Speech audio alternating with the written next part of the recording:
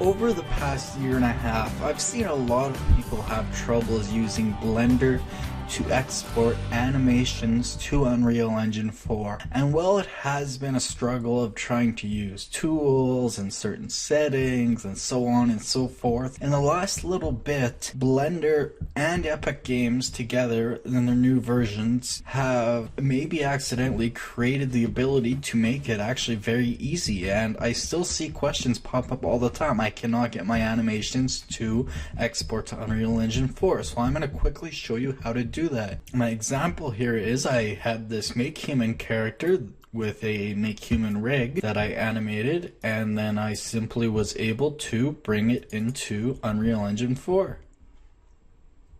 And it plays just fine. How do we do that? Let's begin in Blender. Let's start a new file. I'm on completely stock settings other than a few personal preferences. I'm going to get rid of the camera and the lamp. We don't want them in our scene. First thing we're going to do, a very important step, is go to your scene settings, change it to metric, and the scale is 0.01 so that we're working in centimeters. That's the Unreal Engine 4 scale. Now you notice your grid floor disappears, and your meshes will too. So to change that, under view, just change the clipping end to something. I like to choose like 500 meters or 1 kilometer is the max. So you should never have anything clip in that size. Anyways, let's just add a stock cube, so mesh cube. I'm gonna grab along the Z 1 unit, sorry, 1 meter. So to do that, since we're working in centimeters now, I'm gonna go grab Z, then hit the equal sign. This will allow you to type in a custom size. I'm gonna type in 1M for 1 meter. That'll put it right on the grid floor. Then with my cursor at the center, if it's not already at the center, just hit Shift S, cursor to center. I'm gonna hit Control, turn on screencast keys, that might help. Control Alt Shift C, that's to set your origin to 3D cursor. I believe it's also in the T panel somewhere. Yeah, set origin right there. If you have dynamic spacebar on, it's also in the spacebar menu. Anyways, so with the origin on the floor like that, what I'm gonna now go do is hit Shift A. I'm going to add in an armature, single bone. I'm going to go into wireframe mode so I can see it. You can use X-ray too, whatever works. I'm going to expand my armature. I'm going to expand the armature again. And the very first bone you want to call root. Unreal Engine 4 is going to look for a root bone. Now this root bone is what's going to it's not going to affect anything, or it's going to carry the entire mesh with it. It's basically going to be skinned to every single vert, except it won't deform anything. So all of your bone hierarchy will be built off of the root bone. So for example, I go into edit mode, take the head, and maybe I'll extrude one along the Y, do it again along the negative Y. So you might call those something like, say, left arm, right arm, and then off those you might have some more hierarchy, like so. So as long as your root bone's always at the start and all the hierarchy is built upon that, then you're good to go. So now we just simply need to set up, we need to skin our rig to our mesh. Now just to save time, I'm going to do it the easy way. I'm just going to select my mesh, then my armature. I'm going to go Control P and use automatic weights. And then you could of course always select your mesh and weight paint to do it the way you wanted, but since I'm just doing this quickly, I'm not going to. Of course, you could always use empty groups and set up vertex groups on your own, but that's a Blender lesson more so. Anyways, so now if we select a bone and go into pose mode, it deforms our mesh. So that is set up perfectly. So what we need to do now is make sure our scale, rotation, location of everything is correct. So scroll up on your end panel to the very top under transform, select your mesh, make sure everything's at 0 and the scale set to 1, And your armature as well, you want the scale to be 1. As long as that's set, you are good to go. So now that that's set up, all we have to do is export first our mesh and armature, and then our animation. So we don't have any animations yet on this, otherwise it will ruin the process. So we're going to go File, Export, FPX. Now this is where a lot of people get confused. They try different things, and for static meshes I do have custom settings you can see here, but for doing skeletal stuff and animations, I've found that just hitting restore default and then just choosing armature and mesh works perfectly fine. The stock settings just seem to work. So we're just going to call this our cube scale.fbx. I'm going to export that. We're going to hop into Unreal Engine.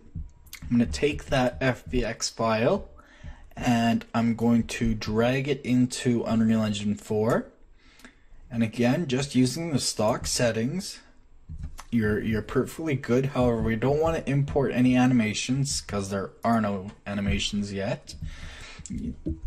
Everything else is fine the way it is. Don't change the scale since we already set it to use centimeters. However, you do want to set use frame 0 as reference pose. That's a very important setting. Some people say they can get stuff to work without it. I find I can't. And you want to import the mesh. You want to import as a skeletal mesh. You don't want to select a skeleton though, so that it will create one. Same with physics asset. It'll create one for you here. So stock settings just like that, perfectly fine. We'll hit import. It's going to give us some errors because I didn't UV unwrap it, and the typical smoothing options you have when it's just the way Blender is. Anyways, those are just warnings. They're perfectly fine. We now have our skeletal mesh cube guy, and you can see if we go to the skeleton, it creates our skeleton. Now it does create leaf bones. That's part of the stock settings. Now this did import at 100x, so you would want to import it at .01 to get true life size, but just for example purposes I keep it at 1 so that there's no room for errors. Anyways, if we select a bone, you'll see that it is indeed skinned and working. Anyways, onto an actual animation. And again, the ends are the leaf bones that the stock options add. I haven't found an issue with it. Unless you're trying to duplicate one of the stock skeletons, it's not really an issue, just adds extra bones is all. Anyways, so now we need an animation. So we'll hop right back into Blender and we'll make a quick animation. So we'll just open up the timeline. On frame 1, I'm going to go into wireframe mode again. I'm going to take just one of these random bones. I'm going to say take this right arm.001 and insert a keyframe on frame 1 by going into pose mode. It's Control Tab, hitting I, a lock route scale or whatever works for you. Then I'm going to rotate it randomly a little bit, not too much so that we know it's not going crazy, but just enough that we know it's working. Sorry, I'm going to go to frame 20 first and do that. I'm going to insert another lock route scale. I'm going to go to my scene, sorry, not my scene settings, it's my render settings. And I'm going to set the frame start frame as 1 and the end frame as 20. And if you go to the dope sheet, you can always verify that it's set up properly. So we are good to go. So hop back to frame 1. Now what we need to do is re-export it. So what we're going to do is we're going to go File, Export, FBX, and this time we just want to export the armature. Otherwise, same settings, completely stock. And we'll just call it rcube_scale_anim1. We'll export it. Hop back into the editor. I'm going to drag that file in. Now it recognizes that it's an animation, so we've got animation here. However, we need to choose a skeleton. We want to choose the skeleton we just created, which was our cube, I believe. Yeah, our cube skeleton. And so just like that, stock settings, you want it at the same scale that you imported your skeleton at. So if you had imported it to real life size at 0.01, then you'd want to do the same for your animations. But since I imported at 1, I'm going to leave this one at 1 as well. Otherwise it'll throw errors. I'm going to hit import, and it says the bone transform is different. I haven't tracked down exactly why it gives that error. Again, Blender just isn't 100% compatible. But now we have an animation sequence that we just created. And if we open it, it plays just like we created. So that's really all there is to it. Now what's interesting is you'll notice this animation has a size that's properly sized, whereas our skeletal mesh is 10 times or 100 times larger. So just something to be aware of. Anyways, that's how I do it. That's how I've started doing all my animations. And I was using Maya before, and I don't use Maya for modeling. I use Blender. So now that I'm able to do my animations in Blender instead of Maya, that makes my life much easier. I just wanted to share this process with everyone. So anyways, hopefully you can have some animation set up for your game. And that will be all for this little tutorial. So anyways, thanks again for watching from the team here at Unreal Tech, a division of BlenderTech.com. If you enjoyed this video and learned something, consider liking it. Don't forget to subscribe for more videos. We're on social media on the links on your screen. If you dislike this video for some reason, please tell us why so we can continually improve our videos based on your community input.